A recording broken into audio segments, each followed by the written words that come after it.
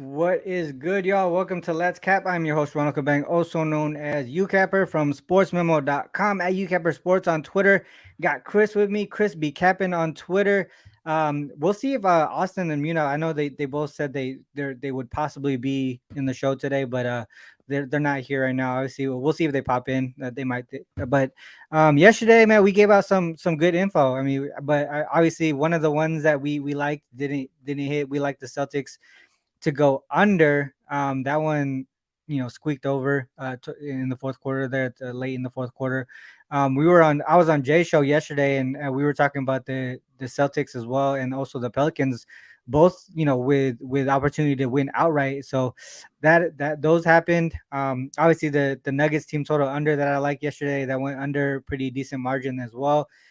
Some of the props that we looked at too, I think the Aaron Gordon one. I told you that I ended up taking that Aaron Gordon, and he hit right at the on the dot. It was plus 10 or more rebounds and assists. Um, I was gonna take the Murray points. Luckily, I didn't because he failed by a single. I think it was 1 point or 2 points. I can't remember exactly, but yeah. So we'll see what happens today. There's a lot on the board. I'm not gonna lie, Chris, man, I'm behind, bro. I capped like what 3 or 4 games, ran my systems, but as far as deep diving in every single game like I normally do, not there. Like I did not do it. I went to the hockey game yesterday, the Kraken game yesterday. I posted some video, bro. It was so dope. I took my wife. We were basically like right there on the ice, like we were front row. And every time we scored, we started banging on the glass and shit. Dude, my hand hurts so bad right now. But yeah, it was fun. It was actually pretty dope to go to a hockey game. Chris, man, obviously I like having you. I love having you on here on the show. We just started doing that thing where you post the show on your channel as well, so you could get the views because obviously you do a big part of this show as well as it's starting last year. So it's dope to have that on StreamYards for you to get the link on your show as well. Man, how did you do yesterday? Only 2 games. Did you touch baseball too, or what? No, I just kind of followed off on what we talked about in the chat. I know he talked about Atlanta first Yeah, five money line, Atlanta first five team total over, just fading Patrick Corbin, and that was successful already. So, you could say a 1-0 start to the MLB season. I know we talked about that under last night between Zach Gallen and Julio Urias between the Dodgers and the Diamondbacks last night, and they both got whacked up a little bit in that one. I didn't touch it, but I did stay up and watch it last night. First five was under 3.5, and they ended up right at 4, I think. So, yeah, yeah, baseball. I'm excited though. I'm excited to do the show with you this year. Just continue to grow and yeah. come more profitable baseball capper. As far as the 2 games last night, I only gave out the one official play, which was the under that we both had in the Celtics and the Bucks game. Bucks just absolutely get obliterated at home. Should have just played the Celtics too, RC. Should have just Yeah. played the Celtics. But I did end up going back in and taking that under. I talked about it yesterday on your show, Pelicans and in Denver. I talked about the just the home games that Denver had played and how they typically play a little defense. So I took the under 225 and a half is what it ended up being. And that game Yeah. flew under the total yesterday. So not too bad of a day, but definitely would have been a much better day as far as the plays that I gave out if the under would have cashed in the first game instead of the second one. Yeah, for sure, man. I think, man, that sucked, bro. Like that's probably like the third game this week where it was looking good on the under in the fourth quarter, and then in the last 2 to 3 minutes, they score like 20 plus points in the last, which is crazy, dude. Like I can't imagine just doing that all season long. If that happened all season long, I probably would quit betting basketball. Yeah. Let's get into the slate, man. There's 13 games here. What we'll do is we'll probably just go through. Let's just go through the slate. Right, we'll say, all right, this is the game that's up next, and then if you have anything, we'll go through it. If not, then we won't. Um, share my screen here. Let's go through the first game, which is the Bulls and the Hornets. Oh, actually, I think you like this one, right? The Bulls. Yeah, I see. I do like this one, man. I think it's the classic bounce back spot slash fade spot. You look at this Bulls team coming off back to back losses. They lost to the Bulls. They also lost to the Bulls at home. Then they also lost to the Clippers in LA the Mhm. other day as well. After they had beat the Lakers, so It's really like put up a shut up time for the Chicago Bulls team. I see we've been kind of going back and forth about how well they've been playing throughout the past few games after the All-Star break since adding Patrick Beverly, and Yeah. it's that time of the year now. They're in the 10th spot, not trying to get caught. So they definitely need to come in here, step up in this spot, and I expected them to just because of the defensive intensity that they bring. If you take a look on the other side, you look at the Charlotte Hornets. They have won 3 games in a row, and they've covered all 3 as dogs as well. They beat the Dallas Mavericks twice outright recently as dogs, and then they Oh, yeah, twice. right, twice, and then they also went to OKC where they were getting a bunch of points in the game without SGA and beat them outright as well a couple nights ago. So to me, it kind of feels like a prime time bounce back spot. I'll send you a creed that I have. I see. Yeah. I looked at Road Dogs. I'll send it to you in the chat. But I looked at not Road Dogs. I looked at dogs in general since the 2018 season that won their previous game. They were 9-point dogs, won outright after the All-Star break, and opponent also coming off a loss as well. So it's a spot that says that Chicago Bulls should be the right side in this game. I think they should. I talked about this one on this morning. I gave it out at 7.5, but I think that they should win this game by double digits tonight. It's a game that they need, and those are the games that I like to try to target in on throughout this throughout the rest of the season. So, man, I wish I would have jumped on this early. There's got to be a point where they let down, right? Like 3 straight wins here, 3 straight covers against playoff contention teams, right? Like I don't know. Maybe it's because it's a non-conference. I don't know. What do you think about the total side? So I was leaning towards the under. I also had a system on the under as well. I see it's kind of similar. I'm gonna send this one to you as well. I got a couple things on the under. The reason why I didn't play it is because so here's another one I see that supports the under. The reason why I didn't play it is because it actually dropped overnight and it actually went back up. I think it went back up, right? It said like I saw it open at 225. Did it go back up? I think it's at like 224 right now. When I woke up this morning, it was 223. 224.5, so it did come back up. Okay, so it did come back up. Yeah. I think if you're looking at the total, I think you want to look towards Chicago team total probably to go over versus like playing an under. I know the trend that I just sent you kind of supports the under. Yeah, supports the under. Yeah. But it's conflicting, I see. So one thing that comes to mind is that Chicago has been going over in their last few games, and they've just, I was on the under in the game against the Lakers, and they went over. They gave up a bunch of points. And DeRozan should have I think DeRozan and Zach LaVine can kind of feast in this matchup tonight. Vucevic should also have a pretty good matchup. But on the opposite side, I know me and you have been talking about Mark Williams coming back in the games that he's been playing in. So, Coach Steve Clifford said that they were going to be alternating the centers, right? It was going to be so Mark Williams is going to play in this game, and who am I? Nick Richards. Nick Richards is going to be out. Him and Kai, I don't know if Kai Jones is going to play or not, but Nick Richards should be out. So it seems more of a defensive style game. The only way I would play it is probably towards the under for the full game. But I think if I'm taking a total, I'll probably look at the Bulls to be able to score in this spot. Should be a letdown spot for the Hornets defensively. Damn this. So Spodevs hasn't updated their player level data yet, and Give Me the Dog is kind of slow. Since baseball started, I wonder if it has to do with just a lot of people running stuff on it. Let's see if that runs. But yeah, I think you're right. I think the under might be the way to go there. The pivot probably on the team. What Vaughn mentions the team total under on the Hornets side as well. So makes a lot of sense. If it's under and we think that the Bulls will cover, then you would expect that team total under to be on the Hornets side there. Anything else on this game? Nah. Just that number seems a tad bit too low. I see it's like 107.5. I mean, Chicago could come out here and lock them up, but I feel like this is a game where Chicago could potentially score 120, 123, and then they win the game 123 to 110. They cover the full spread, but look at this shit, dude. Squeaks over the total. So Give me the dog. Ended up running. So Okay. with Mark Williams in, they've A gone lot of under unders. hella unders. That was my thought process. That was my thought Look at process. their DPA too. Even when they do cover, or even when they don't cover, it's still a under. Team total Hmm. under. Yeah, I talked about this one on my show yesterday. For today, I did like the under. Yeah, it's the only way I would look. Like I said, it opened at 225. I see. When I woke up this morning, it was down to 223 and a half. So I was like, I don't really like it as much, but I do like that it came back up. Yeah. Let me And get there's that. also there's also injury implications. So I think people should definitely make sure that they check and see because some of those guys can influence the total. I know that a couple of the guys for Charlotte haven't been rolled out yet. I think Terry Rozier has been rolled out, but Kelly Oubre and Gordon Hayward I think are listed as doubtful. Not sure if they're going to play in this game or not. Yeah. Uh, Tater Tay mentioned 10 seems a bit high for the Bulls.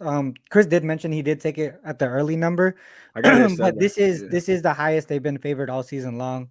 I just looked that up too. All right, let's move on to the next game here. Magic and the Wizards. I did have a system that came up with the Magic. Um, but I don't know, man. This one, it seems like the Wizards kind of quit the season. I don't know where to go with them right now. As far as right, a lot of people were are they officially out now or are they still questionable? Mathematically, they're not out RC, but they're not playing to win right now. This if we just look read into the lines like they are, mathematically not eliminated. Like I said, they are.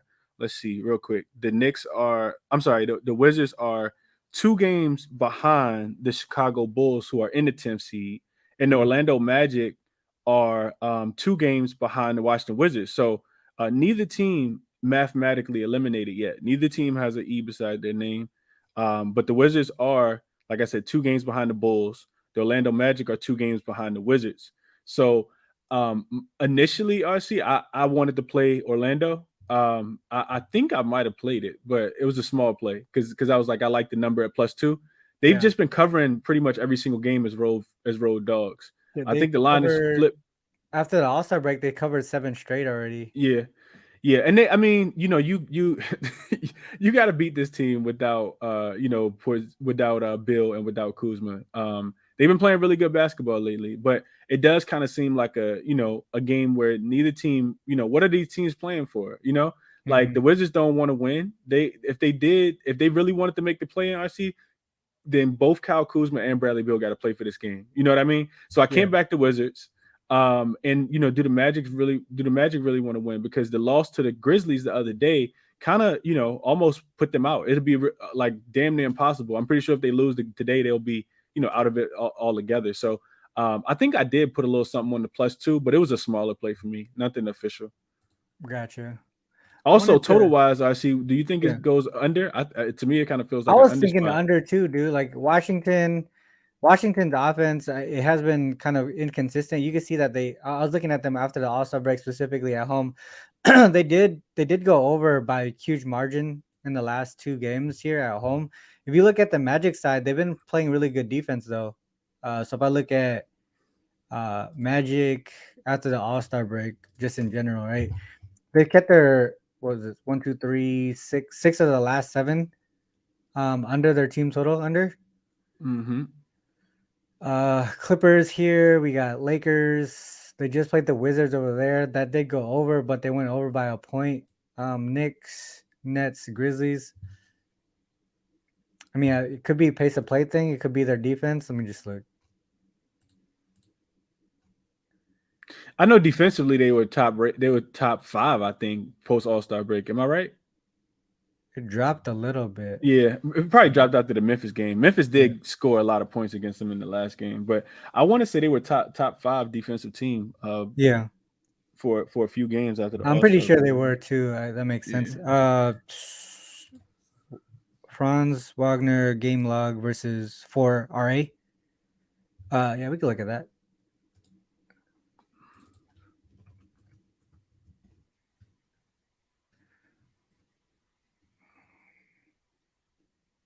What's his number right now, Franz Wagner? I think it's 8.5. I think that's where he put it Yeah. right there, right? I'll double check it real quick. 8.5 for rebounds and assists. seems like a bounce back spot, right? He only got 6 against the Grizzlies.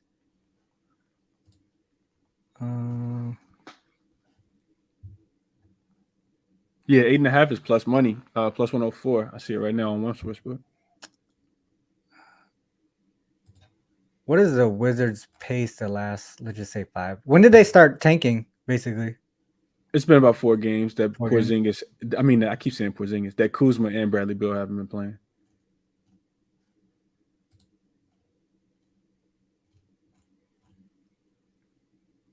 Wizards 21st. Their pace is still kind of slow. Yeah, I mean, like I guess he got 3-3, so you would expect a bounce back spot here. I think some of these young guys still got a lot to prove. Definitely him. Yeah. yeah. What about against the Magic? What about against the Wizards specifically? I know he's played them a couple times, and a recent matchup too. So he hit 10. Here. He hit here. Missed this one. Only played 27 minutes though. Was that blowout? Yeah, blowout. Mm-hmm. So that's probably why he didn't play minutes. But you can see he played heavy minutes here, 38 and 39 against Washington. Mm-hmm.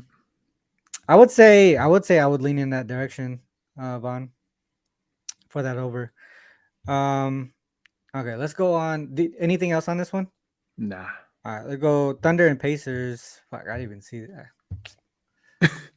All right, Thunder and Pacers here. So we got Thunder. Did you like anything on this one? Not at all. See, I thought this was the SGA got upgraded. Is that correct? He got upgraded. Yeah. Okay.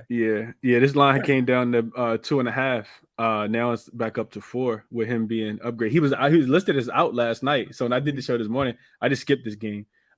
It's really weird. I see because I'm guessing that he's really injured. Because the Thunder still have a legitimate chance to make the play in.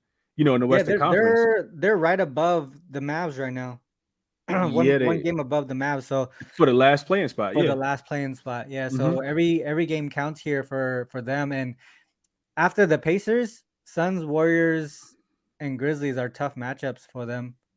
Yeah, realistically, they probably won't win any of those. They probably beat the Jazz, but they should beat the Jazz. In Utah, that might still be hard too. Utah plays well at home for some reason. It's actually, I don't know, dude. This seems almost like the line is kind of telling that they're only 2-point favorites against the Pacers here. Well, 4 now. It's probably just not updated. Is it 4? Oh, okay. Yeah, it's up to 4 now with SGA being upgraded to questionable. Okay. Don't you look at this game I see and you see points, right? Like when you just see points. I think for the Thunder side, this is like a third game in 4 nights for them. They just haven't been playing well defensively after they were playing pretty good defensively against the Clippers just last week. We know that the Pacers will be without Halliburton. They've been scoring, not playing any defense at all. Yeah. So who team total going under? Road favorites though. 1-5 ATS, 5-1 to the under. That's kind of nasty. That is a high total. Yeah, the books are anticipating points. Yeah, I think because of the Pacers, right? Pacers no defense, pace of play, none. Let's go to real quick. Let's go to ASPN team.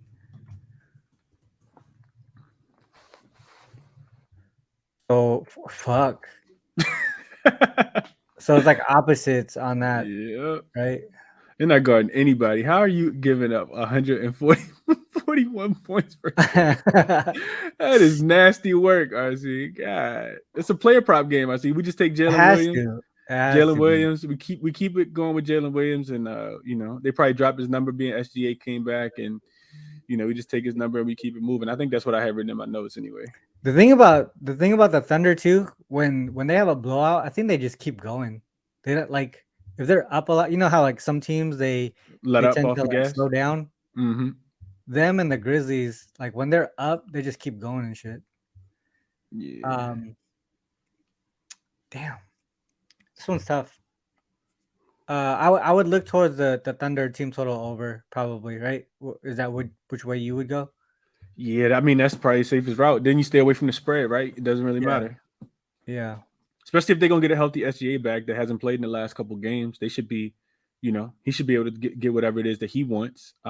Miles Turner also listed as questionable in this game. I see if he doesn't play, SGA will live in the paint. He probably go for 40 tonight.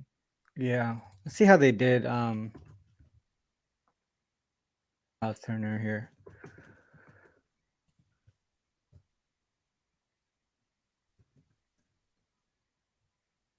Uh, all right. So Pacers.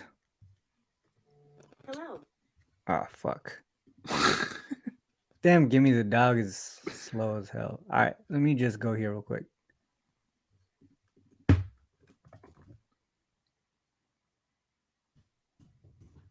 I just want to see what, because I know he was like when he was out, he would Games were be flying over the total. Yeah. yeah. That's why we hit on So, Boston first quarter the other day. Boston first quarter team total over.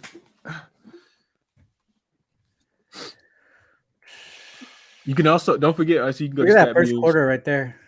First quarter over. Yeah. You can also go to Stat Muse. I see and just look at defensive rating. It won't give you like this breakdown, but you can look at the defensive rating over There on it Stat is. Muse as well. So that first quarter team total over for the Thunder. Does that What if make you sense? what if you add specifically at home? I see. I feel like they probably give up more because they probably score more.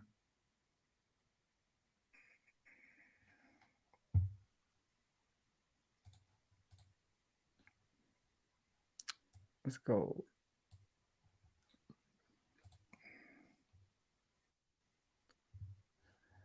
Yeah, fuck it. I think I don't want to. I'm probably not gonna mess with this one. I'm not touching it either. Fuck it. All right, let's go on to the next one here. Raptors and Sixers. Who's in? Who's Thunder might score 160. Uh, Raptors and Sixers here. What are the injury implications on this game here? So I don't know if you saw. I put this in the chat earlier. It hasn't been released by Underdog, but Donovan Mitchell kind of came out at shoot around and said that Isaac Okoro and Oh yeah, I eh, saw that one. yeah, Isaac Okoro and Jared Allen probably won't play, and I think that's probably the reason why some of the money has come in on which game are we on? Shit, You my said bad. six. Did I say Cleveland? My bad. Raptors Sixers. No, my fault. I probably said that wrong.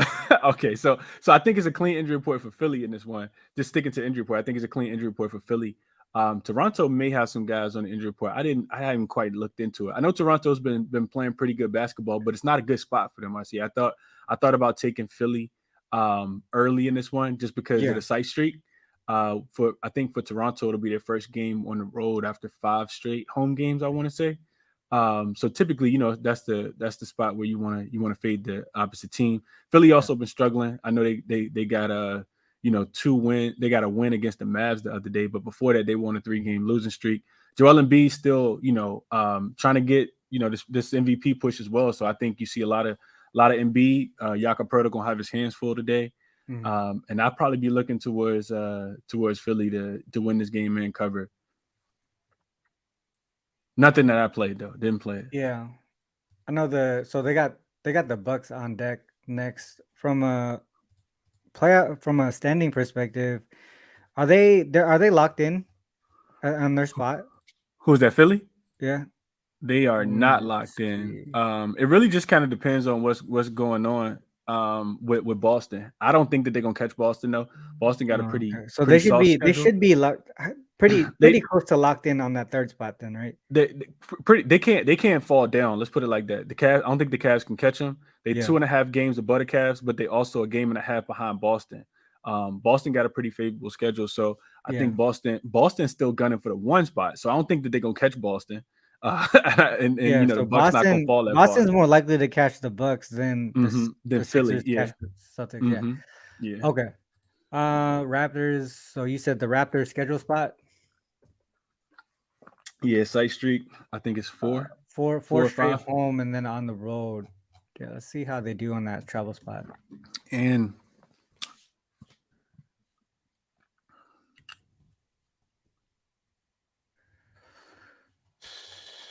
So offensively, looks like they're struggling in those games.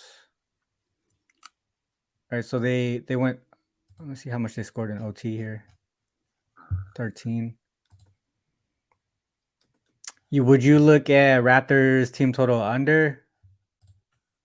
Sixers, 76ers. for like first quarter or for a full game? That's a full game probably. It looks like they struggle offensively in that travel spot. Let me look.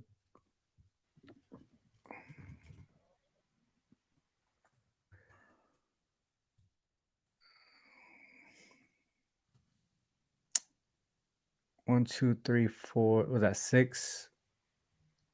6-2. Philly.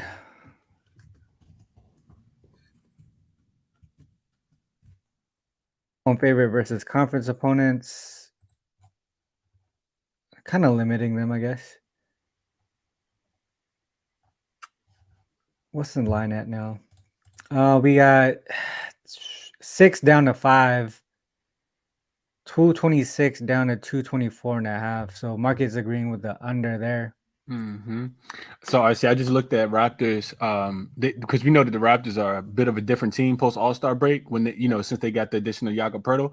I looked at the Raptors after the All-Star break when it's their first game on the road. That's another spot that kind of supports that first quarter. It's also looked towards the after under. the All-Star break? Yeah, just after the All-Star break, and then previous home and then away. For the under.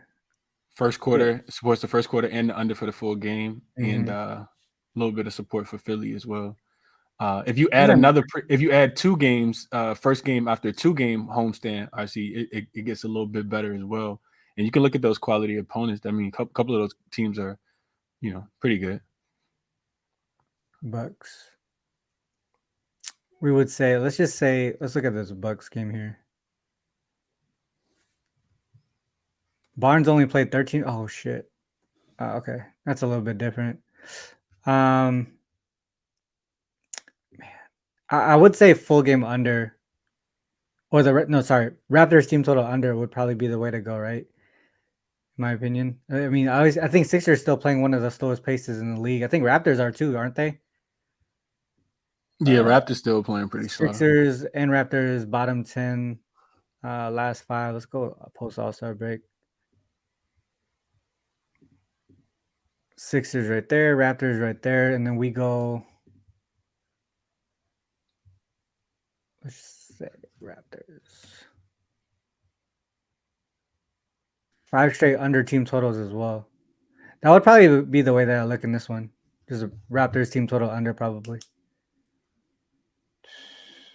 Everything's pointing in that direction. Raptors. Anything on that? Anything else on this one? Yeah. I see. Real quick, if you just go Raptors after All-Star break and do the home away splits, just add the home away splits. I mean, it's even more support. You can see they're covering at home. Yeah, no, I was just looking at it. They're covering at home. They're not covering on the road. They're also, not getting to their team total on the road as well. I just kind of clicked on the A. Oh, let's just do the opposite real quick.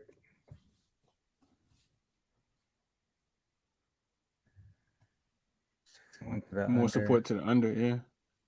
Double OT still went under. Blazers, they didn't probably care about that. That was the first game back. Remember, everybody was on the Blazers in that game. I think the Blazers might not have won a game since then. Let's go. Not let's go, but I would say Raptors team total under. I'm gonna look harder at that one. It seems like the market is agreeing with it too, though. Yeah. What up, Ski? What up? Ski, the legend. What up, Ski? We're on Sixers Raptors. We kind of just been going through the games and see what we have on each one. You have anything on this game? No, I wanted to drop in and share a query with y'all if that's cool. It's not on this game, no. For sure. Which one? I put it in the chat if you want to just copy and paste it, it's a little easier. Twitter? Yeah. Okay, I got it. Yeah, I just was capping this game. I was doing it your style. I gave you a shout out on my show too, because you're the reason I could put this shit on the screen. Hold on, I got it. 1 second. So we got date. Where's P date less than or equal to 4? This must be Grizzlies. Yeah, I see the date. I already know what time it is. The PO and OP or whatever. PO and OP. I see the date is less than 4. Grizzlies. All right, let me go. It's a Grizzlies spot. Yeah, we talked about that. You let the number come down. Yeah. Quick revenge, man. I Yep, still like the that's a Grizzlies. fact. Dude, I told you I had like 6 systems on the Grizzlies right now. It's Oh kind of yeah. crazy. Real quick. Yeah. Ski, you like the first half too. We know the Grizzlies typically. I think they've been the best ATS team in the first half, especially with the Knicks kind of losing a few. You expect them to, they've been faltering at home. I feel like as well, like later in games. I think if we look at that, like their offense, they typically start fast and then they kind of give up the lead throughout the game. Would you look at the first half too, or just take the full game? Well, based on the query, it looks like a lot of the damage is done in that first quarter Yeah. and the second quarter. And if you combine that with what you already said about the Grizzlies, I can't talk you off of the first half. I didn't look. I'm not really a big quarter and a half player. I do dabble here and there, but I don't see any reason, to tell you not to take that. I think it's a good play. Like it, Here's on my short one list. that I had on it. Here's one of them that I had. But since 2020, third game in 4 nights. Previous game is a loss that went over, and then the opponent won and went over, and then the team is the favorite. 26-9-1. Damn. It did lose the last couple. I want to say they were actually pretty. I want to say they were pretty tight in the beginning, and then it kind of fell off. But for the most part, that's kind of one of the systems that I had on it that was looking towards the Grizzlies. I still trying to figure out. So the line move towards the Clippers is due to the upgrade, right? Upgrade for Kawhi, is that right? Yeah, Yeah, him so we being talked present about that before. shoot around. Yeah, that's what I would say. Yeah. Mm-hmm. So I think I would. I would say do we think that officially, if he gets officially ruled in, we would see the line move a little bit more? We I would should think so. another Yeah. probably point at least. I think it's somewhat banked in now, but it's probably still going to move at least another point and a half or so. Yeah. That makes sense to me. I haven't taken it yet, but I'm probably gonna take it because I saw the line move down to 5. And I didn't know until what Chris said about Kawhi, so I'll probably take it later. It might get down to like 4.5, right? Uh, if that, Also, one more thing, real quick. I'm just thinking outside the box. If he was listed as he didn't play in the last game for personal reasons, and if somebody comes back, that's not something I'm monitoring. But if somebody comes back and they present in a shoot around after missing a game for personal reasons, more than likely they probably gonna play in that game, right? It's not like it's an injury, right? yeah, Like don't that kind of makes sense that he probably would Yeah, give it a go today. Yeah, it's not like it's an injury. You're present at shoot around, you probably gonna play. So yeah, yeah, it's for the cool. viewers as That well. makes sense to me. Mm-hmm. I Uh, probably would dabble put if it goes down enough, I'll put a little bit more on the Grizzlies. yeah, I think so too. I'm probably gonna take it probably right after the show, even at 5, because it makes sense that it's probably baked in already. People are already expecting Yeah. him to play. All right, let's go. Are you gonna stay on Ski or are you gonna? Nah, this is just a quick drive by, man. I I just wanted to appreciate come I share. appreciate you, Ski. Let's Yeah, Thanks cash, for I was Ski. in having me, your man. show earlier. I was kind of because I was late to capping today, so I don't have a lot going on. So, yeah, I was trying to watch your show, see what you had as well, do some comparing. Well, Yeah, I yeah. appreciate it, man. Thanks for having me on, y'all. Y'all keep doing y'all thing. All right, bro. Sir, let's cash, Ski. All right, let's go to the next game here. Knicks and the Cavs. I like the under in this one. I think it's come down a little bit to 20. All right, yeah, it's only come down a half point, but I was looking in that direction of the under here. Did you have anything on this one? This is another one of those manipulation injury report type games I see. I know this is one I was just talking about. So I hadn't seen it reported through Underdog at all, but Donovan Mitchell did just kind of come out and shoot around and say that that Isaac Okoro and Jared Allen were. I think the quote was, "We'll be without those guys tonight," even though they're listed as doubtful. Neither one of them haven't been ruled out yet. So that kind of scares me just a tad bit. I want to back the Cavs in this spot as a home favorite off the loss against the Atlanta Hawks the other day. Also this is the first game without Julius Randle for the Knicks. He'll be out for 2 weeks with that sprained left ankle, I think it was. So to me, I think it could kind of mess their offense up just a tad bit as new players kind of get adjusted to their role. We'll see a lot more Obi Toppin tonight, of course. So to me, that I think that kind of favors the Cavs at least early. But I low-key wanted to get there for the full game. I also think, defensively, Brunson's gonna have to shoulder a lot of that load tonight. So maybe looking at his points prop, but nothing official that I played. I kind of lean towards the Cavs early more so than anything in this spot. The reason why I like the under is just the pace. You can see the pace of play, right? For the most part, post All-Star break, bottom 10 in the league in pace of play. And I looked at the Cavs offensive rating.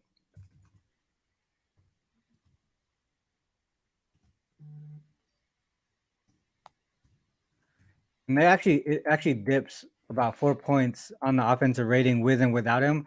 Obviously, Julius Randle's big usage on the Knicks side. You would expect some type of, adjustment, right? With that regression offensively, yeah, for sure. Yeah, regression offensively. But I think obviously the whole injury replacement theory or whatever it could come into effect in this one. But for the Cleveland side, I just expect, I feel like a lot of people are going to say, oh, this should be an over game because Jarrett Allen is out, right? It affects the defensive side of the ball.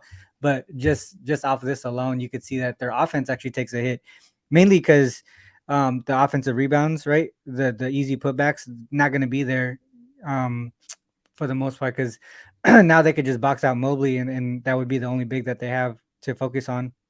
That would be the way that I go on here. I can't talk you off of the Cavs. The Cavs should be the side here. Just for the most part, the Knicks, the whole injury replacement theory kind of scares me a little bit. But you can I think see it's double here, revenge too. I see for the Cavs in this spot. I think so. Yeah.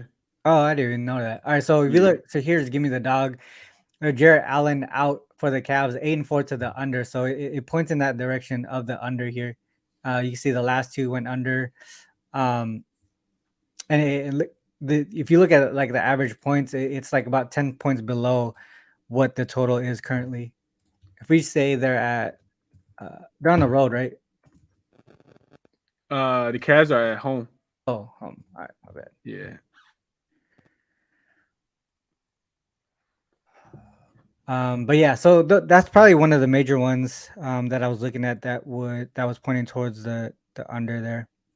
Let me just see something here. Here is one of the systems that I had that points toward the under as well. So home favorite, is this the right one? My bad. There you go. Rest equals 2, O rest equals 1. So that rest advantage there. Site streak is greater than equal to 2. So the Knicks were at home for more than 2 games. And then they've either lost 1 in a row or are in a winning streak.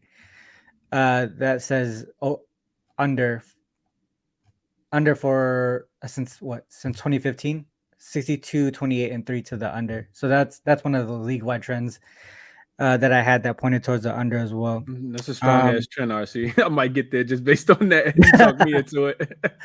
Yeah. So I mean, just a lot of things pointing in that direction. So I did take that one. I would lean in that direction still until maybe like I would say 219 would probably be the lowest I go. Maybe. Real quick before we go to the next one. So if you look at the Knicks, right, real quick after the All-Star break, they've been kind of struggling defensively, just from like Killer Sports.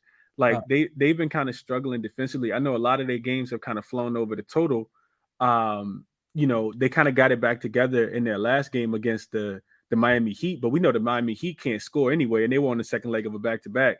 You see all the overs, right, for delta points allowed for them in that, in the most recent span. If you're just going in order, would you lean more towards maybe a Knicks team total under if the Cavs go off offensively, or do you just still like it for full game under? Yeah, that makes sense. The Knicks team total under also makes sense because if you look at, I believe the Cavs at home, their defense steps up. Yeah, right? No, we've been betting that all year for sure. The team total, opponent team total under. Team total under, yeah. Yeah, so let's look at how they do after the All-Star break if it's still the same, because I know we did it a lot earlier in the season. So you see that average 102.1 was 1, 2, 3, 4 and 3 to the team total under. This one probably went over in OT, and you have these two games here. Right, that's second number 1 seed, the number 2 seed, and number 1 seed, and then this one's first game after the All-Star break. So you look at who those teams are too. Look who those teams are. You got a number 1 seed, a number 3 seed, and a number 2 seed. Yeah, exactly. That's some pretty good competition. I would say Austin's here. Yeah, I would say shit. What would you think? Would you think full game? I already took the full game under, to be honest. So I mean, I think both could stay under. I just feel like I know I've been kind of back in the Knicks, and I think Austin would attest to this as well. What's up, Austin? I think he would attest to this as well. The Knicks have just been, we should assume some regression, but I just feel like without Randall, it may be a pivot towards their team total under, just in case the Cavs have a game like some of these other teams have had against against the Knicks recently. yeah, I would expect. Wouldn't you think if if the Knicks have a chance to win this one, it would be on the defensive side of the ball? Do you think they have enough offense to outscore the Cavs? That's an interesting one. I see that's interesting, Because especially if Allen I doesn't think play. 3-point defense aren't the Cavs pretty good at 3-point defense? Because without Randall, I would expect a lot of like Grimes and shit like that, like just shooting threes. Even Obi Toppin, he usually sits on the side, right in the corner, just waiting for a 3-point shot. So I would expect them to, if They they're could not even hitting play the 3-point small, shot. move Josh Hart to the 4 and then just play small as well. So Good thought. Also, I hadn't thought about that. That's a good point. Yeah. So I would look toward. I would probably say Knicks team total under would be correlated as with the full game under. Austin, anything on this game? no, my system's pulled the under, and originally when Randall was announced that he'd be out, I was looking at some of the on-off numbers, and the offensive rating decreases significantly, and the defensive rating improves significantly as well. So I mean, I was using that as a baseline, playing against a very stout defensive team like the Cavs. But then again, now I'm hearing rumors that Jared Allen might be out for the Cavs. So I'm not sure what to think of it at the moment. I need to digest a bit. But yeah, I'm just trying to think of it from the Knicks standpoint. Who's going to be the replacement player for Randall? Are they going to have Obi Toppin start, or are they going to kind of shift Hart up to that maybe like a stretch 4? And then I'm just not exactly sure what to do. And in that case, I'm just trying to contemplate, maybe wait for some lineups. But I'd certainly be leaning towards the under here. I like it. Yeah. What Austin said real quick, I see makes Yeah. a lot of sense too. Because if Jared Allen gets ruled out, Evan Mobley will go to the 5, and you still have Mitchell Robinson down there. Then you can like legitimately put Josh Hart at the 4 position, because it's not like the Cavs have another big man outside of Evan Mobley and Jared Allen. So I like that look a lot. Just kind of talking it out with Austin. Yeah, and Allen's in. They can't afford. I don't know if they could put Hart at the 4 and match up against the 2 big guys, and maybe they can. I'm not sure, but seems more likely that if both of those guys are in, they wouldn't go the small ball route. We'll see. Yeah. Do you think? What do you think from a prop perspective? If Jared Allen is out, do we focus in on Mobley here? Makes sense to me. What's his rebounds and points? I don't know. I'd have to pull it up, but I assume maybe we can pull that up using Give Me the Dog with some of those player prop queries and see how Evan Mobley does when Jared Allen's out. So I can do that real quick. 26.5 juice to the over -120 is his points plus rebounds. 26.5? Yeah, 26.5. Yeah. That seems like a nice play here, especially if Jared Allen is not officially out yet. I would expect it to move up, maybe to probably a couple points and rebounds, right? Like a 28.5 maybe. Mobley. Okay. All right. I'm gonna look in that direction too. I think I probably would go small on that rebounds and assists there.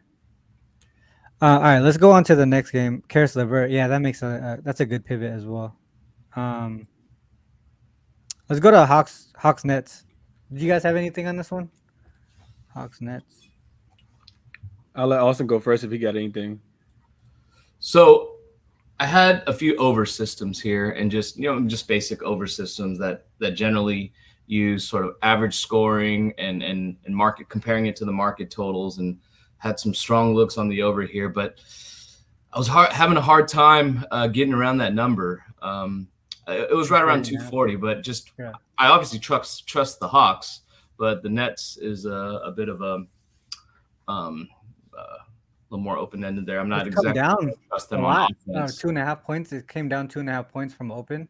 Right. Yeah. Well, 242.5 is just really high. I mean, I know the Hawks can get there, but not so sure about the Nets. But when you look at the Hawks splits, their overs, their recent scoring, I think they're like 10-3 to the over as road favorites. Just all that screams over there. But I also have reasons why it could go under as well. And that's obviously can't trust them. The Nets are hard to trust on offense. And also this game means a lot to both teams. They're both fighting. The Nets are clinging on to that 6th seed.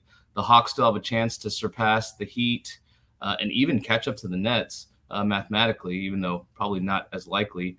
But I think this game means a lot for both teams. And that's where you can see some defensive intensity come into play and have it play out like a playoff game. So I'm not exactly sure what to think. My numbers, the trends, the systems point to an over here, but I do have some reasons why I'd like the under could hit as well. So looking at the last 5 games, looks like they're both in the top 5 in offensive rating. I think the biggest gap here is that pace, because the pace of play for the Hawks is fast, but you see the Nets down here like really close to that bottom spot. Anything, Chris, on this one? I dropped a query in the chat. We talked about this a little bit before the show. I feel like this is probably going to be a live play for me. But if Atlanta goes up by 5 to 10 points, I probably will be betting the Nets. I can't trust the Atlanta Hawks on the road laying points. And the query that you have in front of you is just a previous home win for the Hawks, and then they go on the road and they are just not. They just cannot stop anybody. You see 125 points per game, throughout the whole season. But also, if you just look at their defensive metrics over the last couple games, post All-Star break, they just cannot stop anybody. We know. When Quinn Snyder was the coach in Utah, that was the problem that they had, even with Rudy Gobert, is that they just, couldn't stop anybody. And I think it's the Quinn Snyder effect. I like the guy, but defensively, he's reminds me a lot of D'Antoni. He just wants to get up and down the floor, even after the games that they, just give up so many points. RC, I feel like I'm listening to the post-game interviews, and he's just like, we'll get it, right on the defensive end, but it doesn't seem like, anything. They keep talking about it too, but I don't see it. And I think from a total perspective, Austin hit the nail right on the head. I think it's just a difficult game to cap. I looked at the Hawks on the road post All-Star break. Those games are flying over the total, but I also looked at the Nets at home post All-Star break, and those games are flying under the total. So makes it really, really difficult. I know 240 is a number that we typically like to, us contrarians like to go under on, but I can see this game kind of going either way. I think both of these teams have a rest day tomorrow as well. So if they went all out tonight, it wouldn't really surprise me. And I could see it going over the total, but I could also see it going under. So no play for me at all in this one. I do think I did play a prop in this one. I played Clint Capella double at minus 115. That's just a number that he's gotten recently a bunch of times. I think I have him at 5 of his last 6 games overall, and 3 of his last 5 against the Nets as well. And we talked about this on your show the other day. I gave out a double-double. I forgot who it was, but centers have gotten a double-double against the Nets in 11 of 15 games post All-Star break, with Jabari Smith Jr. being the latest one in the most recent matchup. So I did play Clint Capella double-double at minus 115.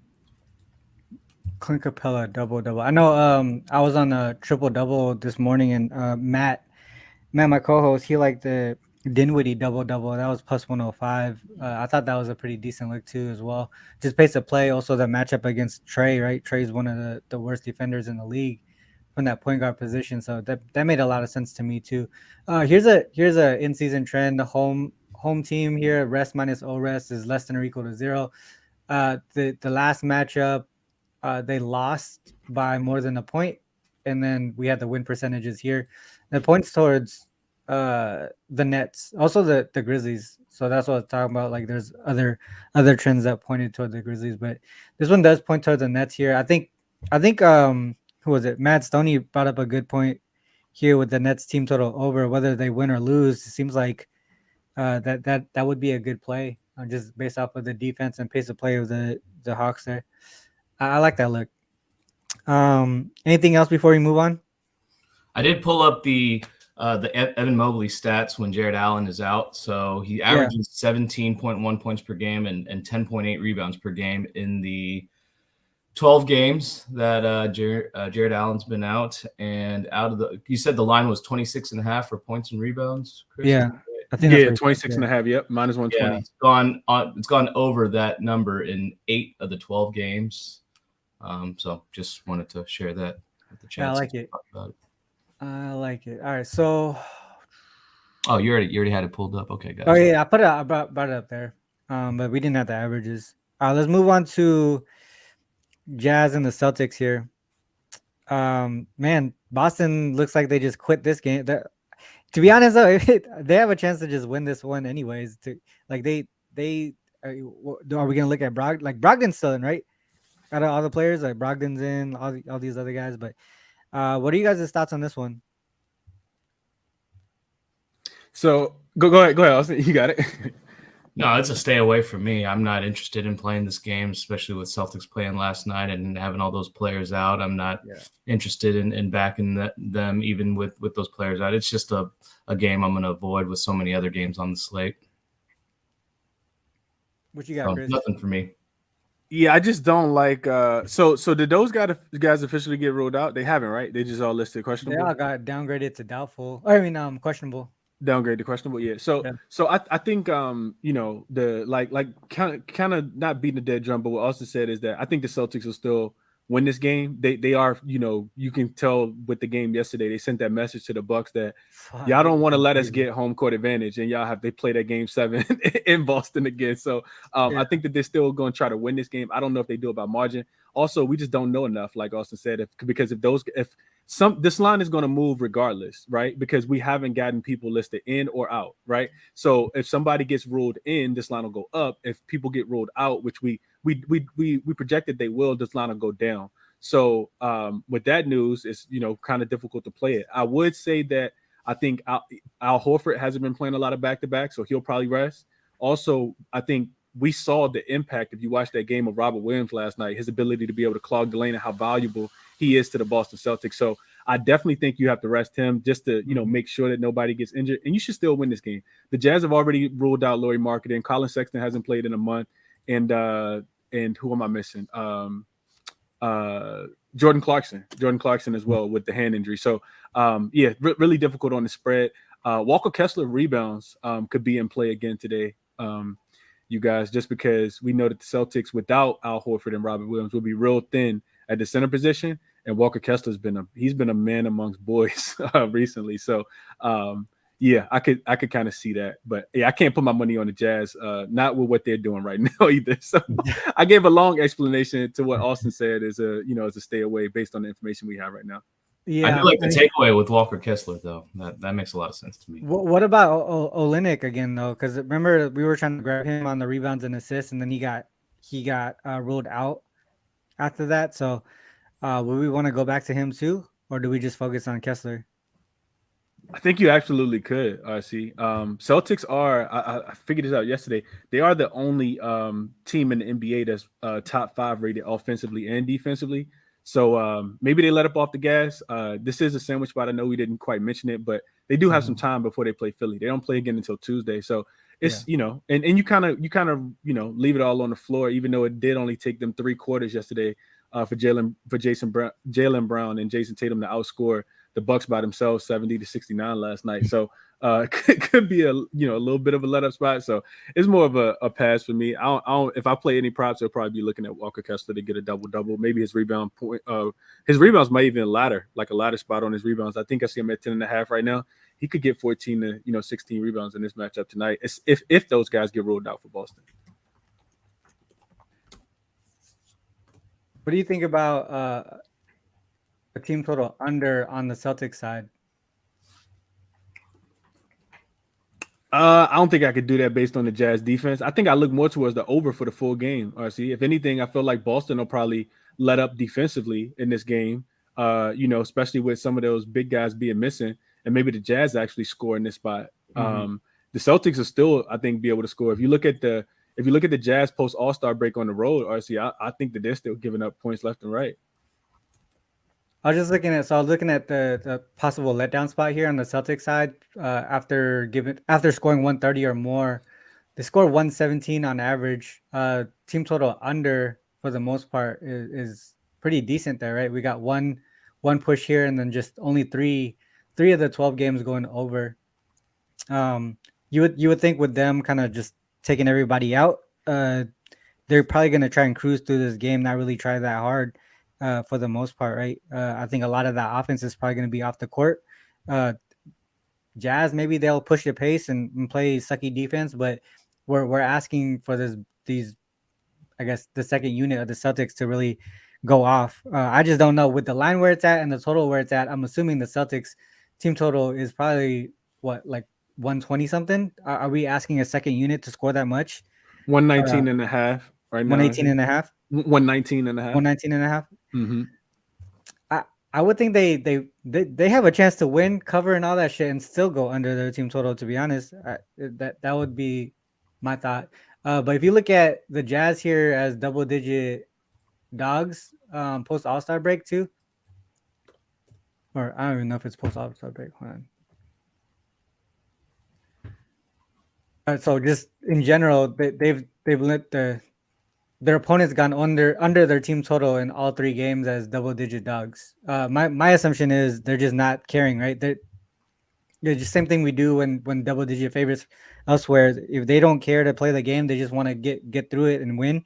They're not going to try that hard. Probably, I would say it's possible a letdown spot there. The other thing too is I have a league-wide one that is a right here it is.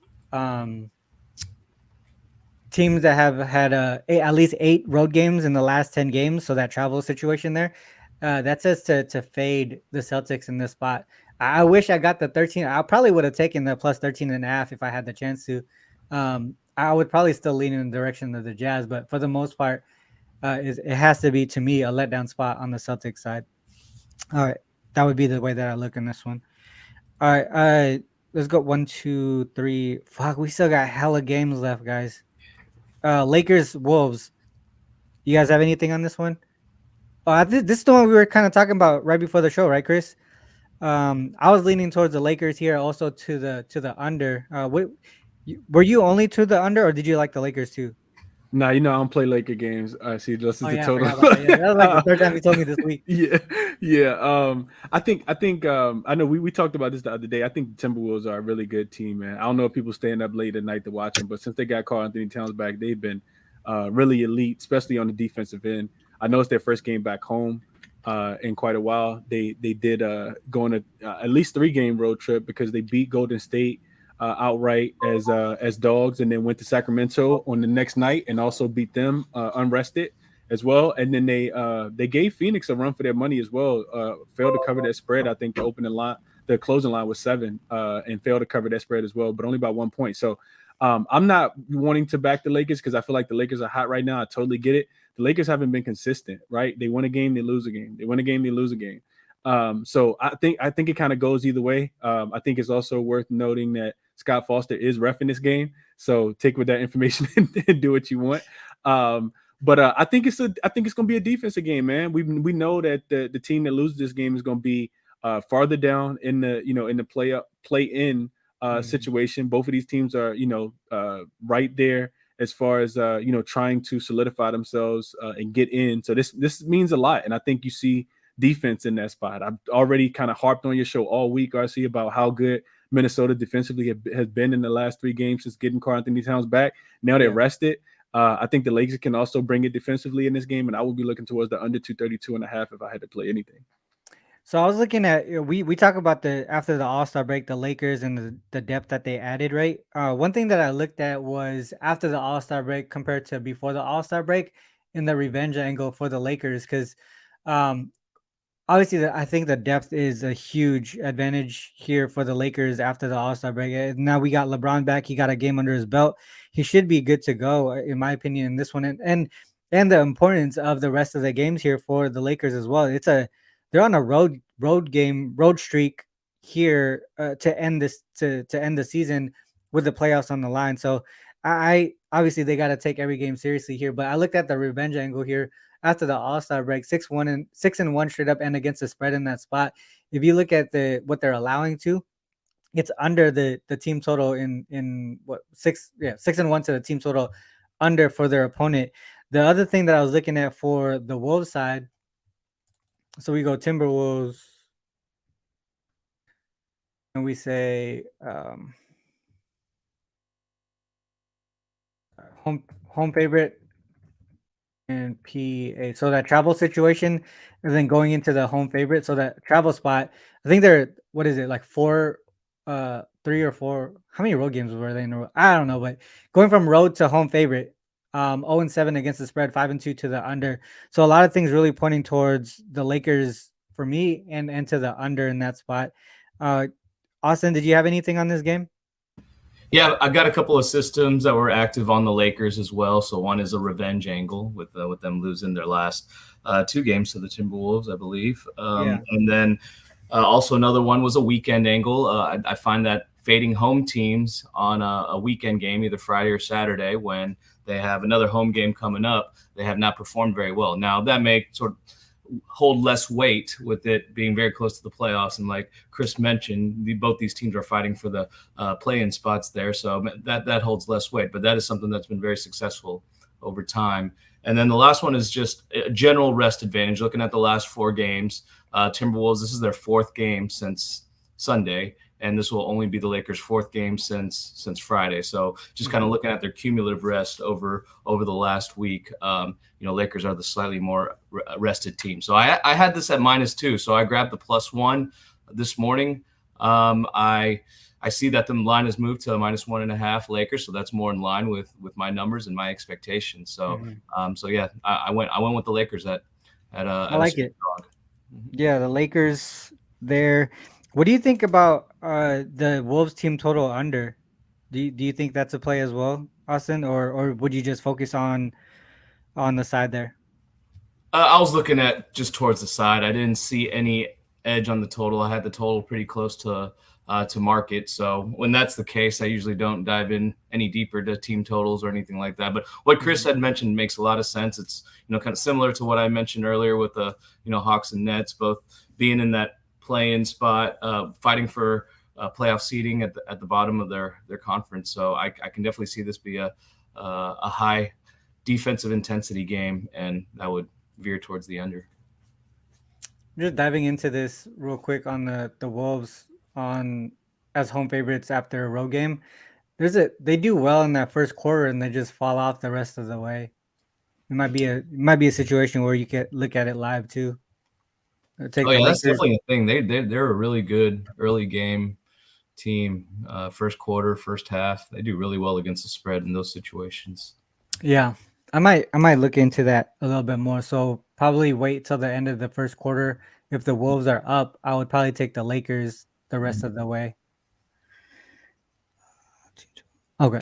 Let's go to is that right? Pistons and Rockets. Did you guys like this one at all? I jumped in on Ski's show and he was like, yeah, Houston's probably the way. It's probably like one of those things where the line tells the story. So yeah, what do you think about this one, Chris?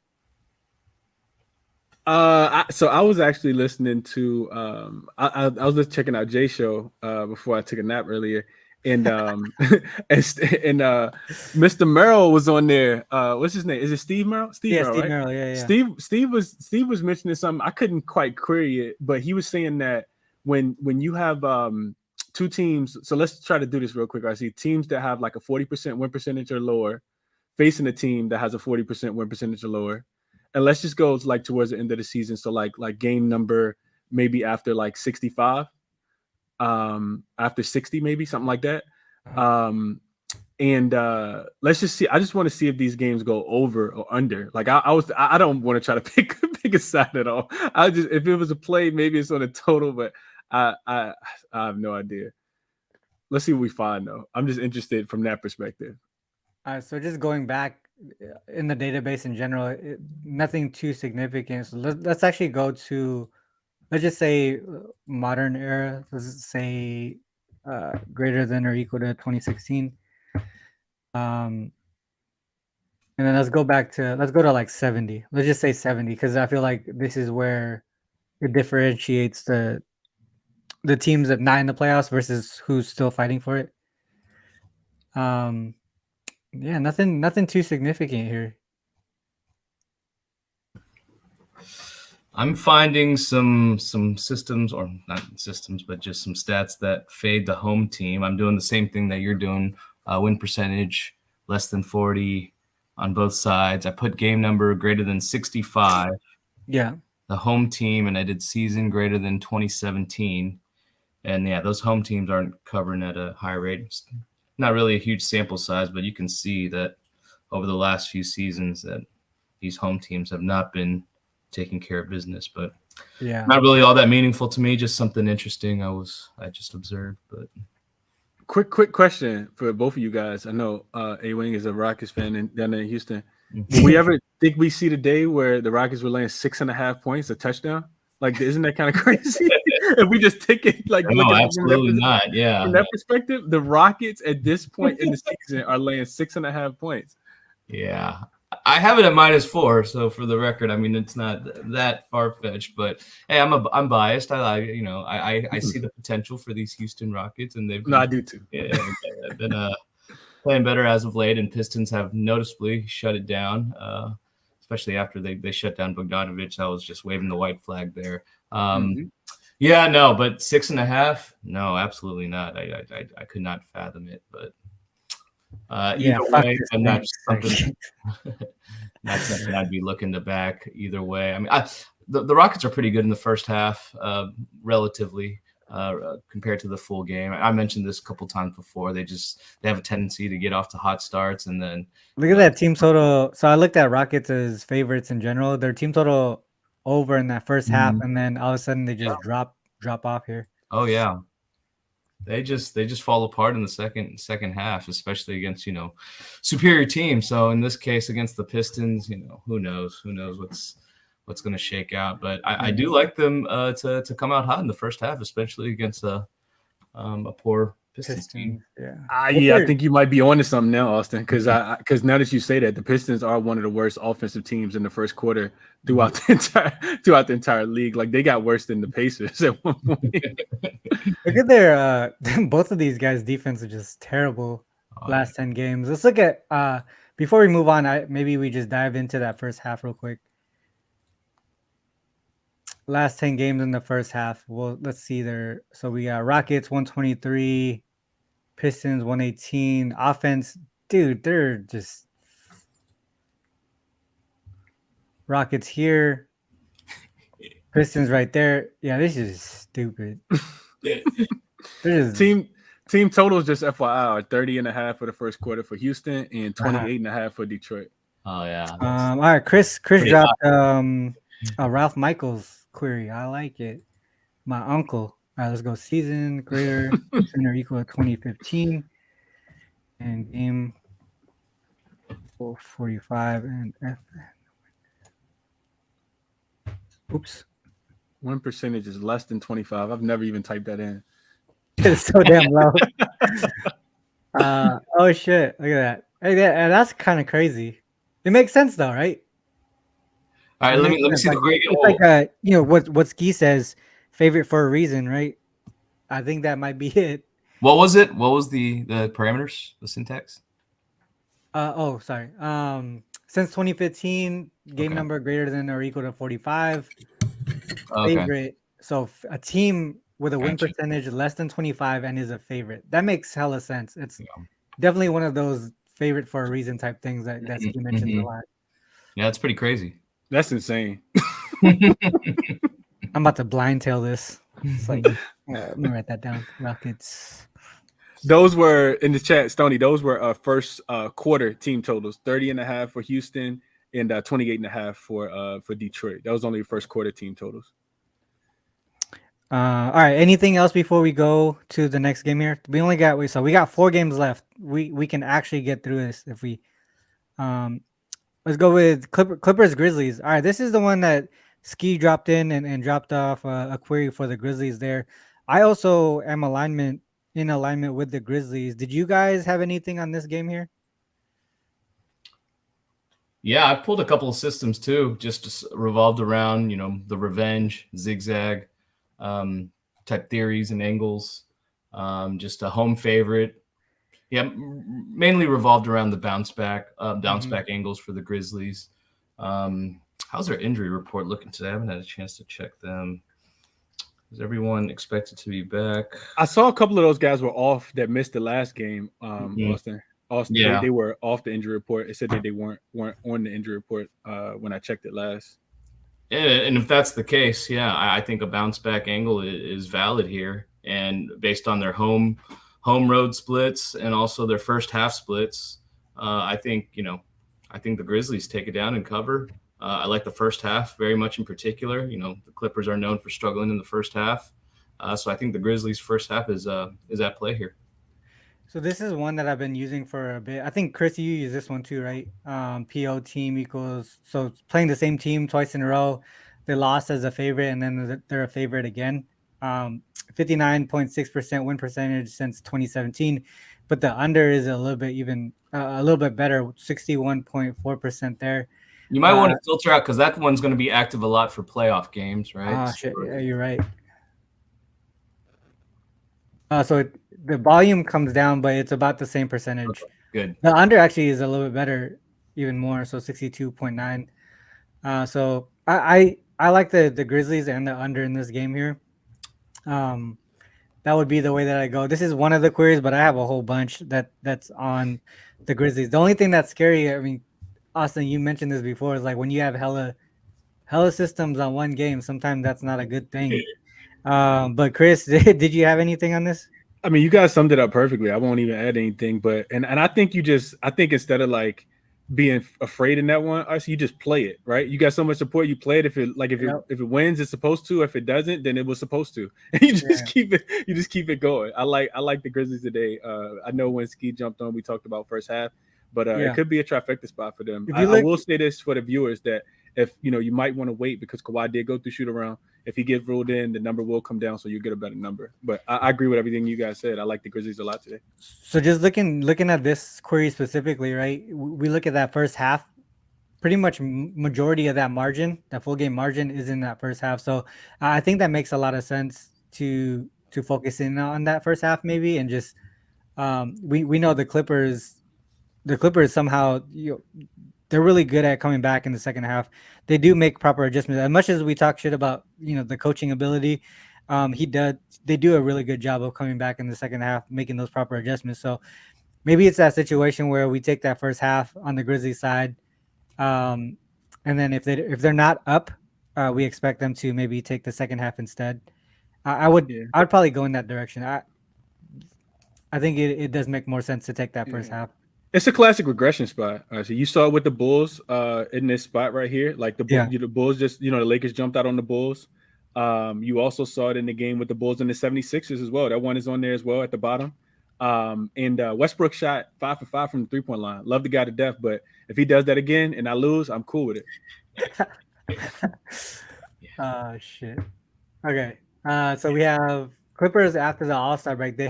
They really, on the road specifically, they have covered 3 in a row. Let's see if as dogs. Dogs. For sure that was an exception for sure for that one. That's definitely an exception. That first quarter for the opponent. That game is here too. Well, obviously they play back to back. My bad. So did they take the first quarter? Who took the first quarter? 1 point. I don't know, guys. I like the Grizzlies here. Do you really? Are you guys gonna take anything on this game first? I'm gonna take the first half. I'm taking the first half too, but like I said, I'm gonna wait on the number. I'll probably play both first half and full game, but definitely the first half. One thing we talked about, I see you can quantify this too through Killer Sports, is that the Grizzlies as home favorites, they tend to jump out early. They're the best first half team, I think, as far as covering spread with the regression to the New York Knicks. So they regress. They're like one of the worst scoring teams in the fourth quarter. Like you see right there, it's only 26 points in the fourth quarter because they do so much of their damage early. So I like the first half a little bit more, like Austin said. All right, I like it. I'm gonna rock with you guys. I was leaning in that direction for the full game, but I think that's what I'm gonna do. I'm gonna take the first half, and then probably go if for some reason that doesn't, I'll probably go live. If not, then I go 1-0, right? All right, so that would be the way that I go. Let's move on to 1, 2, 3. So we got Kings and Blazers here. Kings and Blazers. I know there's the if you know you know on the under. I do have a trend to the over though. That's kind of what kept me off the total for the most part. But uh, Chris, you mentioned a good play on the possibly the Blazers specifically their team total under. Do you think you're gonna be taking that one, or what do you think?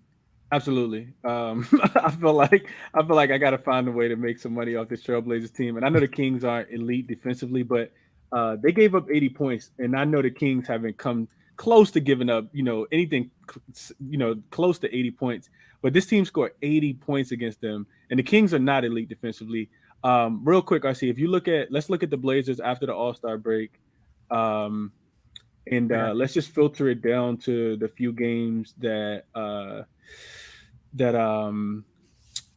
all the guys have been out. So the last time they played was against right the Jazz. after they won, wasn't it? Yeah, it was like they won that game against the Jazz. So March 24th, 2023. If we just look at their offense, like let's just look at how many points they're scoring since then.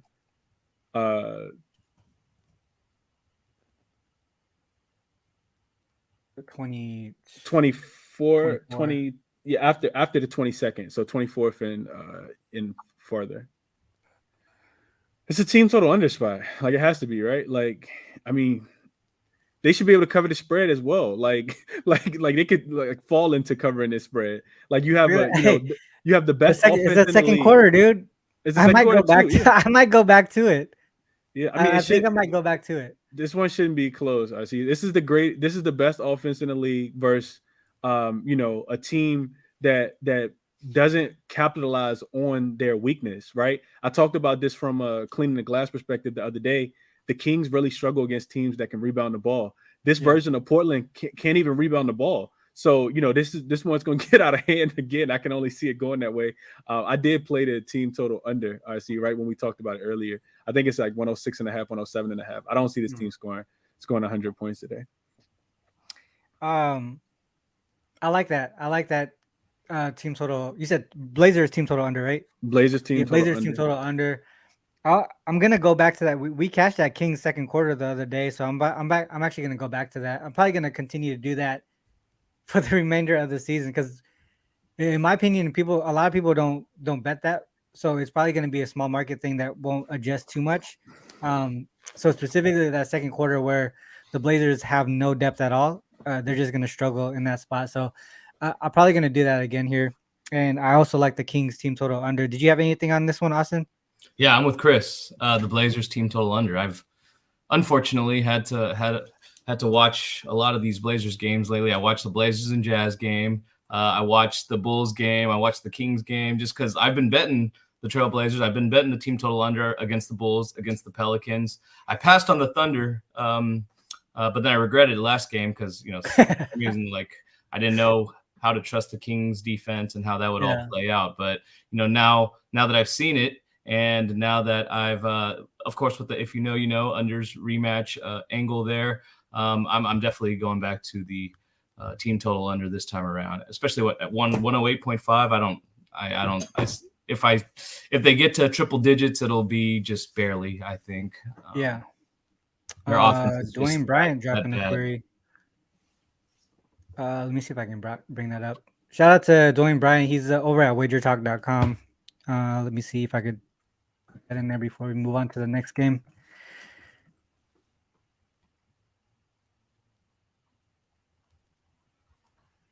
He's a big SDQL guy as well. Greater than or equal 118.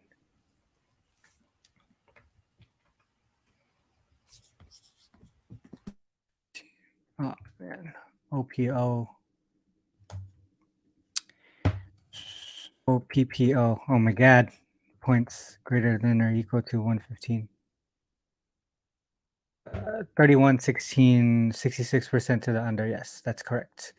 All right, so this says since 2020 on the road, total greater than 230. Average points for the team opponent. So average points allowed, right? Is that right, Austin? Is greater than or equal to 118.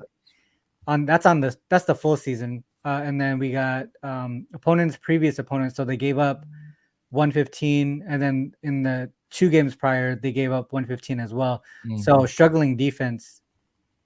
Right. So are we looking at regression on the defensive side of the ball? I mean, sorry, not regression, but progression on progression. Sorry, my bad. So going the opposite direction. So maybe they over adjusting for the total, and we would look towards the under now. Is that right? Is that how you would process that? Yeah, exactly. Okay. Cool. Support there for the under there. I just don't think the market total is accurately accounting for the Portland's, demolished trash offense there. Yeah, so it's really that bad. Cool. All right, let's go. We got 2 more. Let's kill it. All right, so we got the Nuggets and the Suns here. This one, obviously, there's some injury implications. We don't know if Joker is going to play, but we do know we're more likely to know that Murray's going to sit this game. KCP is questionable. That's all I see on the injury report right now. Nothing on the Suns side. We know the Suns, they've covered every game so far with Kevin Durant. Things that so just not knowing whether Joker is going to play or not. I looked at both situations where Murray was out and then Joker was in and Joker was out. So Joker in and Murray out, 9-1 against the spread, 8-2 straight up, averaging 121.2 per game, allowing 112.7. If you say that they're facing a team with a winning record, 7-0 against the spread, 4-2-1 to the over. Without him, it's more so just focusing in on the Nuggets team total under. And the other thing that we mentioned, Chris, during this week was DeAndre Ayton's usage with KD in the lineup. We mentioned with him, without KD in the lineup, 21.6% usage, right? And with him, it drops down to 13%. I looked at his points specifically because he was actually getting some decent rebounds. Not the last game, but before that, he was still getting double-digit rebounds. But under 14.5 points, he got 10, 9, and 7 in the last 3 games here without KD. The first one, obviously, there was still an adjustment period for KD, and he was also limited on his minutes. So there was still some good usage on Ayton there, and he got 16 points. So I would look towards the under on the Ayton points specifically if we're looking at props. And then we really need to just figure out what's going on the Nugget side. Do you guys have anything on this one? So real quick, before Austin goes, Vaughn put it in the chat as well, but that the updated news just came out like 2 minutes ago, right before you clicked on this game. I see all those guys still listed as questionable. So I'm guessing they took the trip and haven't been officially ruled out yet. Mm-hmm. Is Murray officially ruled out, or is he still also questionable? No, all four of those guys that he mentioned, all questionable. Okay. Murray as well. Yeah, okay. He didn't mention Murray, but Murray as well. All 4 of them. Concur as well. So the way I looked at this game, I see we've been looking at this angle a little bit throughout the season. Previous home loss and your road dog on the second leg of a back-to-back. Extremely profitable angle throughout the season. I'll let you pull that up. Just this season? Yeah, just this season. Your road dog. Just add the road dog. Yeah, so second leg of a back-to-back as well. No rest. You see, I think what I saw, just a bunch of covers there. Also, those games are flying over the total. You see 12. We're going over by about 12 points, 17, 7, and 1 to the over. I also looked at the Nuggets. This is one of your angles, I see. Nuggets traveling from home to road, 12-6 to the over. 13 of their 18 opponents have gone over their team total. And then when you look a little bit deeper, if they're on the second leg of a back-to-back in that spot, all 3 of it's only happened 3 times, but all 3 of their opponents have gone over their team total as well. And then I looked at it from the opposite side as well. I looked at the Suns as home favorites versus an opponent that's on the second leg of a back-to-back, and they're scoring in that spot, 123 points at least in their last 4. And I think, just KD had a tough matchup last game. We talked about the Timberwolves defensively, which is why I wasn't on his props and wasn't looking to back them, even though he did cover by 1 point. But I think, just kind of getting integrated, getting his feet back underneath him. I took the Suns team total over in this spot. Just kind of staying away from the spread. Don't really care what happens, who gets ruled in, who gets ruled out. I just think that the Phoenix Suns will be able to score with KD being back. Denver being on the second leg of a back-to-back for all the reasons that I just kind of shared with you guys. That team total that I played was 117.5. I think it's 118.5 now. All right. Damn, look at that shit. And that makes a lot of sense, Chris, that angle that you took, because the angle not really the angle, but just like look at the line. -10, like it doesn't make any sense. I mean, the line is telling you that these guys are going to be out.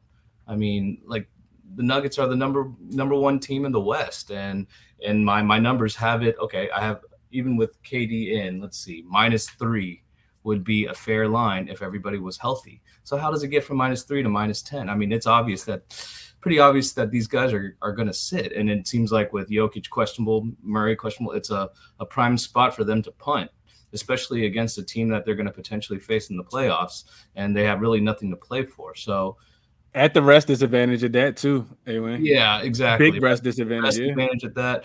So I don't know. I'm just, reading between the lines here and saying, okay, I mean, yes, the line clearly says that these guys are not going to play. Look, I don't know 100%, but it can make a pretty good assumption here. And I'm taking the Suns, and, if and when these guys are ruled out, the line's going to have an immediate jump, and either at that time I can let it ride or buy some back on the Nuggets for opportunity in the middle. So that's sort of the way I'm tackling this game here. But the team total over for the Phoenix Suns also makes a lot of sense as well. So from a player status perspective, are you saying the line is telling us that Joker is going to sit? Is that what you guys are kind of saying? And possibly more. I mean, all those guys that are questionable. I mean, I think Joker's going to sit for sure. That's just my guess, my assumption, based on the line, and that could lead to just them punting this game altogether. Man, I wish Gimme the Dog wasn't that slow right now. So go ahead. I was just gonna add just one quick comment.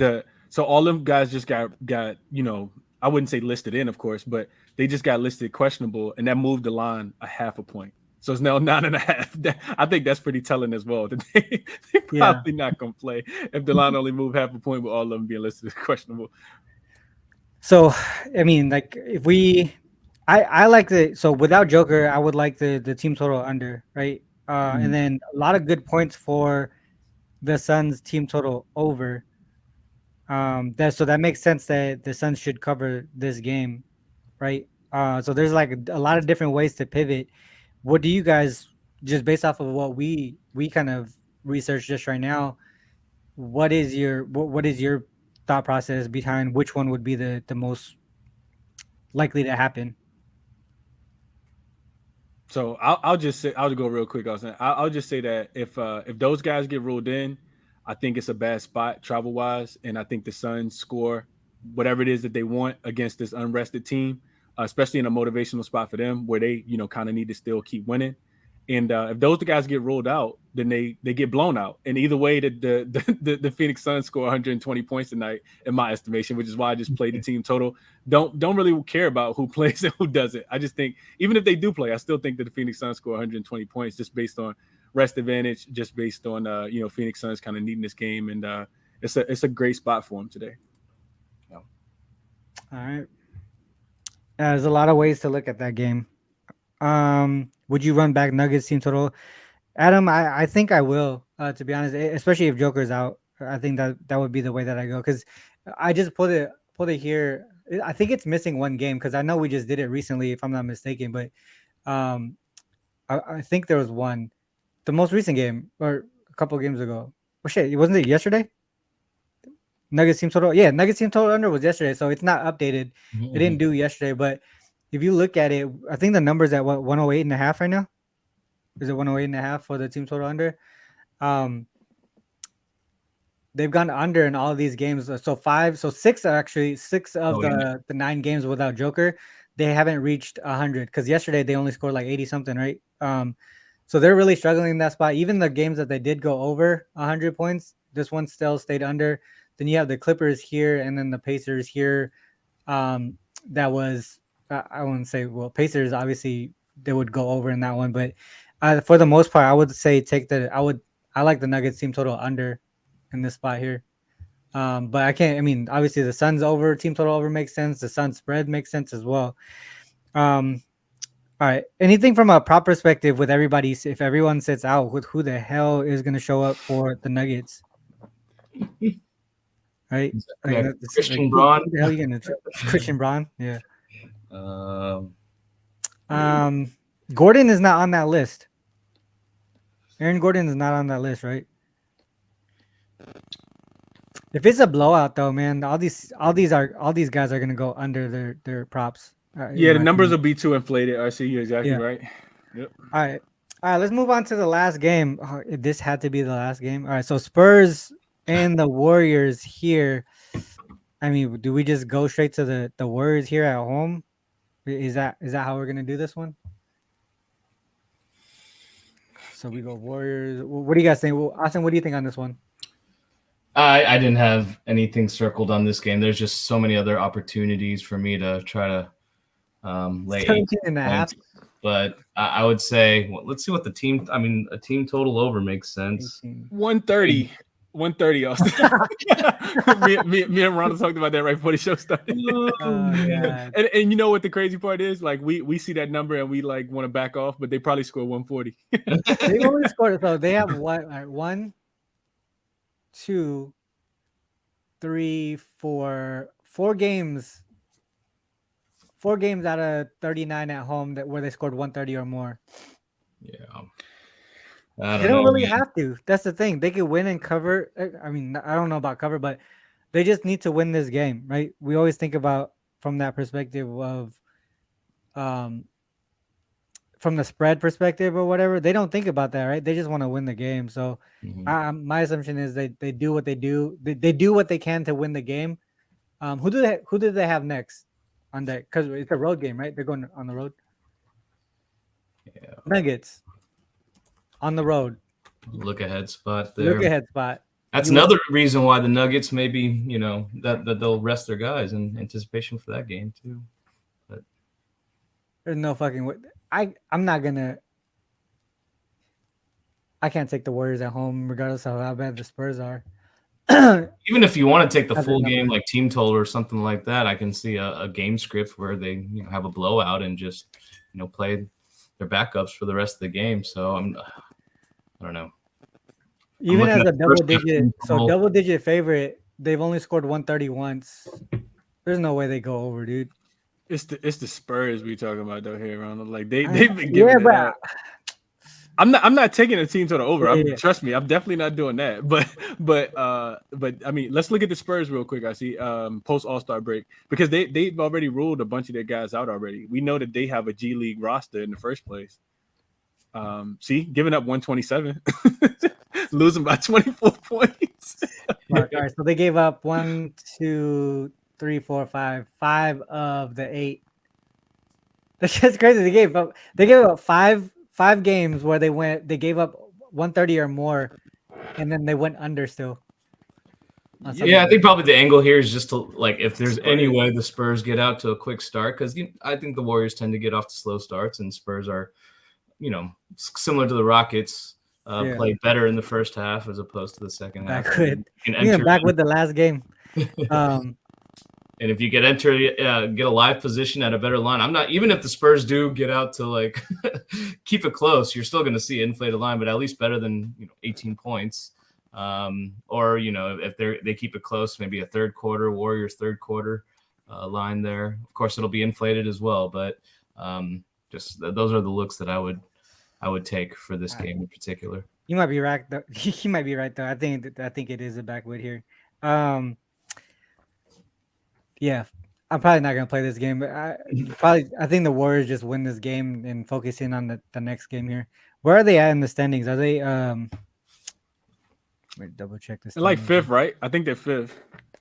Am I right? They're I could be sixth wrong. right Sixth. now. Sixth. Okay. Sixth right now. So that's what one game above 7, which is the Pelicans. But And, if the Clippers lose, RC, then they'll be tied. So who owns the tiebreaker? They'll have the same exact record, 41 and 37 tonight. So they could potentially get to fifth if they own the tiebreaker over the Clippers. I'm not sure who owns that tiebreaker. Yeah. Fuck it. Still got a lot to play for. They do. They do. Maybe not cover for, but play for sure. Yeah. No, for sure. All right. Fuck, that was a long ass show, guys. Let me go back to. All right, so went through every game on the board there. Got a little guest appearance from Ski. Austin pops in here. A few games. I don't know when you popped. What game was that you popped in? So you missed a few of the first ones, but you could drop you could drop whatever you like, even though you didn't talk about it from the previous from the other games here. But let's go into that top looks. And last comments here.